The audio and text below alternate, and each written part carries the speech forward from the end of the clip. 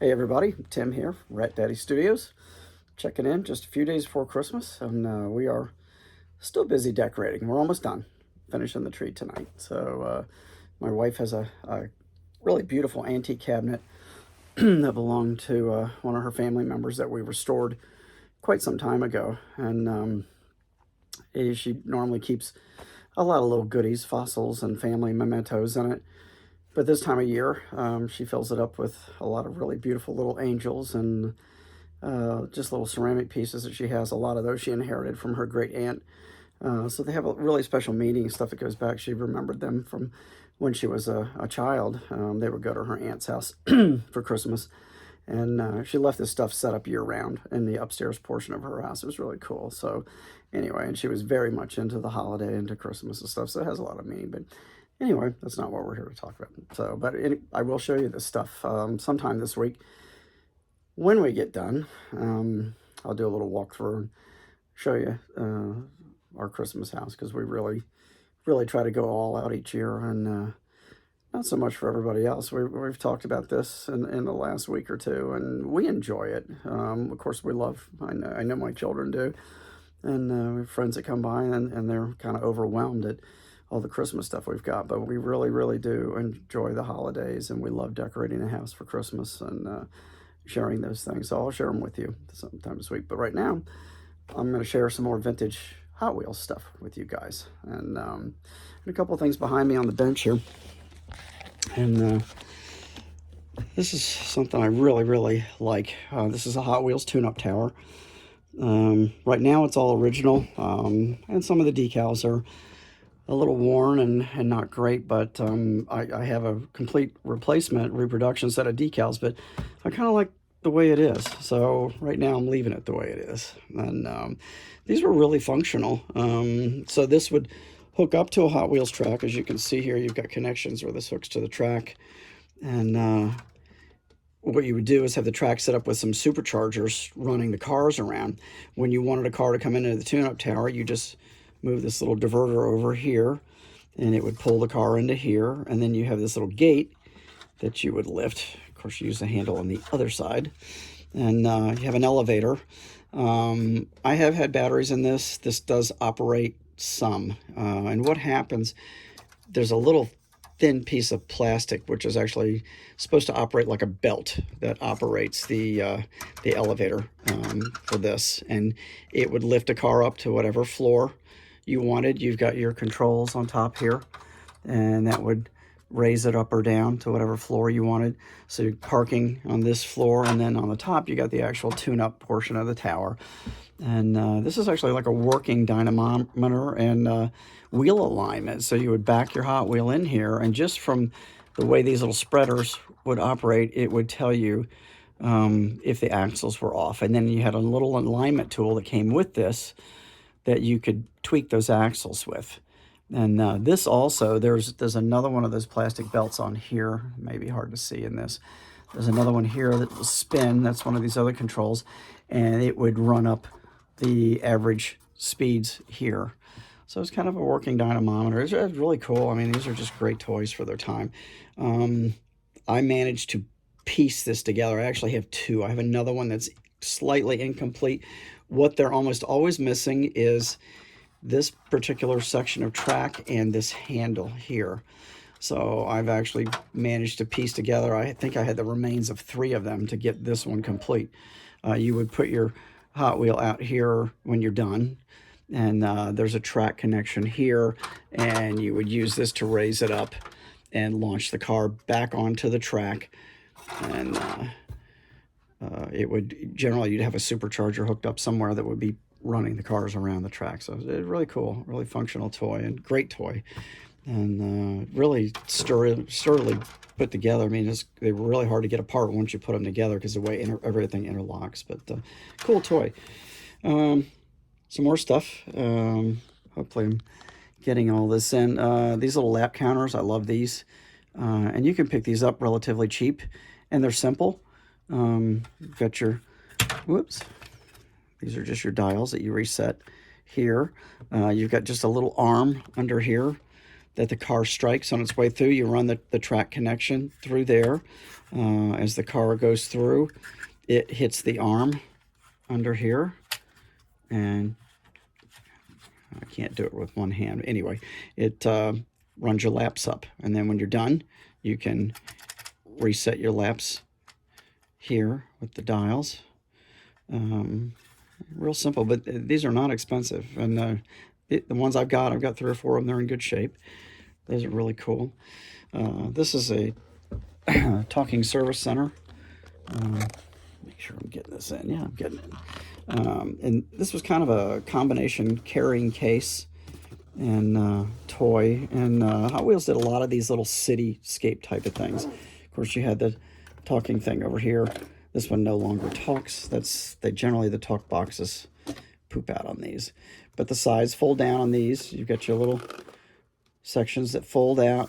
Track sections here connect. There's parking garage inside. And the tracks would interlock in different sections here. And so you had like just a little piece of a cityscape. And pull this down. So you've got your little garage area with your gas pumps and stuff. And they're cool little play sets. And they made a lot of these. I had a lot. Oh, I just broke that loose. I had repaired that, and I just broke it loose. And this is the problem. This stuff dry rots really, really bad over time, and that's generally why they end up in poor condition. I had repaired that, but it's been a while, so my repair job just came loose. But I'll fix it again. No big deal. But I love these early illustrations. I think are big part of all of these toys is the artwork that's with them, and just really cool stuff. This is another one I really like. This is a dual lane speedometer, and I think it's just cool because this is just like the old speedos in cars. And of course you would have your track connects inside of here. The car comes through, hits just this very simple little gate as it comes through, and at the end of that gate there's a little arm that it hits, and it knocks up the speedo dial on there, knocks that up there for you. So they're very simple. And this one I've taken it apart and cleaned it. It has most of its original decals, but they're just neat little pieces. Another one of my favorite things.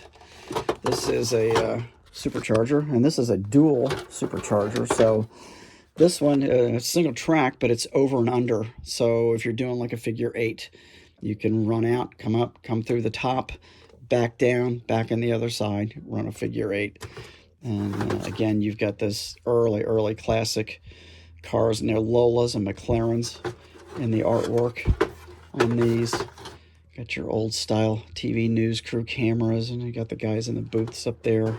Got your little diner over here with people sitting in the diner. So those are all the original decals. And there's a lot of people making nice reproduction decals for most of this stuff now.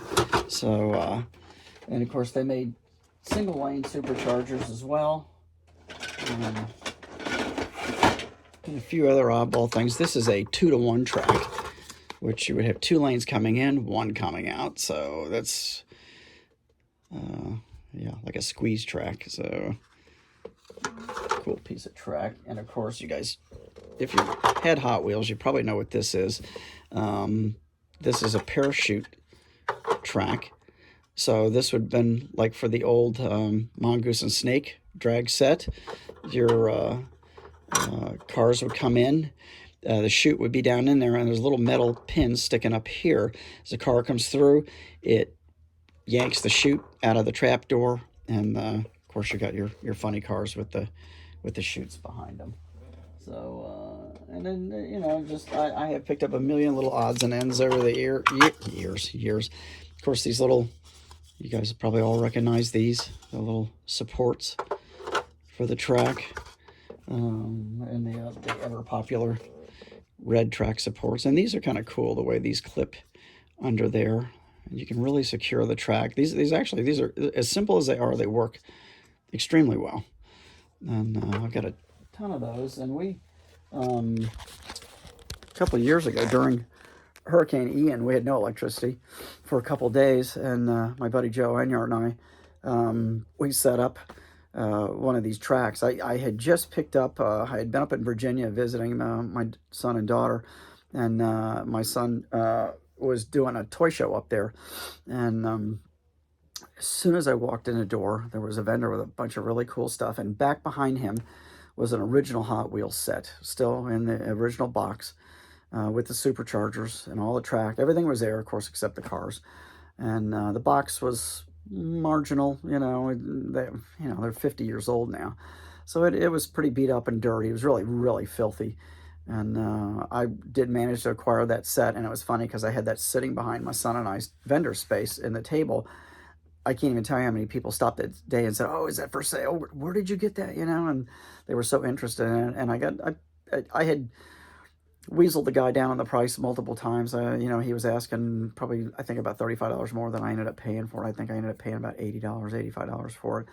But I was pretty happy to get it. When I did bring it back to Florida, I was able to do some really deep cleaning on that box, some repair job on the box, and fix the little window in it. It had come loose, where the cars used to be visible.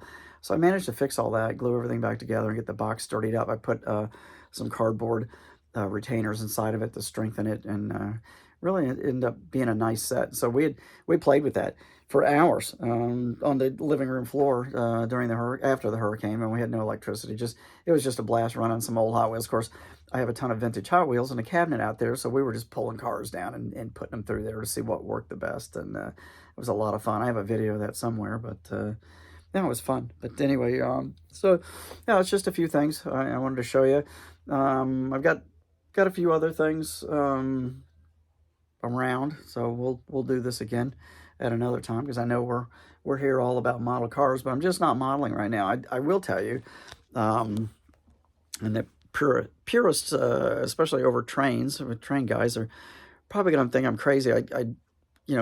Back in November, I acquired that big AMT model kit of the General, that big locomotive, and I kind of got the idea of kit bashing that thing. Maybe chopping the top on it, and maybe cutting it out and dropping a couple of big large scale motors down in there where the boiler would normally be. I don't know, it keeps going through my mind. Or maybe even cut out the roof and have a Roth monster drive in it, turn it into something really crazy. So I don't know, I haven't made up my mind yet. Yeah, it's sitting here, and I've been kind of poring over the instructions. It's got 3 instruction sheets with it. That's how many parts are with that thing. And so I've been kind of cruising over the instruction sheets thinking, hey, what could I do with this? So you never know, that could be a possibility. What else have I got? I did get a couple more of the crease Japanese figures. I got picked up this little guy. He showed up Friday. Just kind of looks like a little kind of a panicked little fella.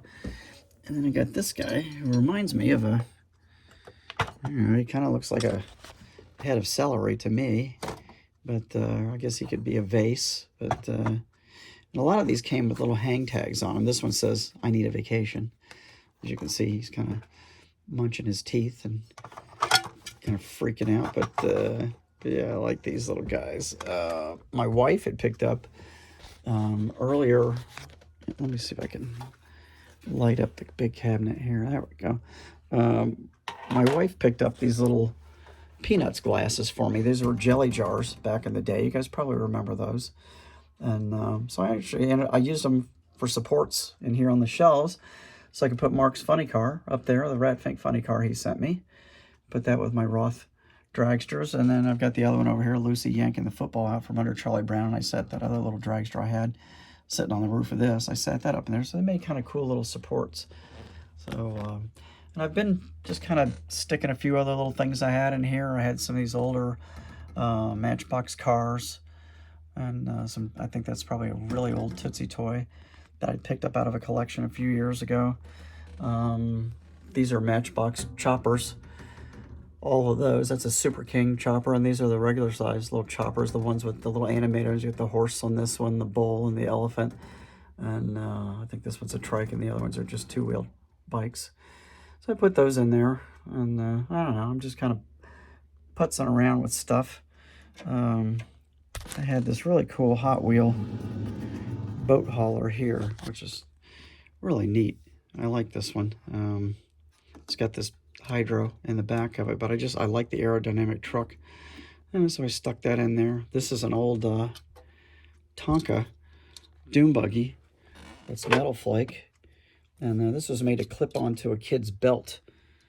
So the kid would clip it on his belt, take the little car with him, and then you could unclip it, and it's a pullback. And I just like it because it's got a cool metal flake paint job on it. So I had that just stuck away. I finally got some of these little chargers. I think I showed you guys those, and took those out of the pack and set them in there. So yeah, so anyway, I'm having fun.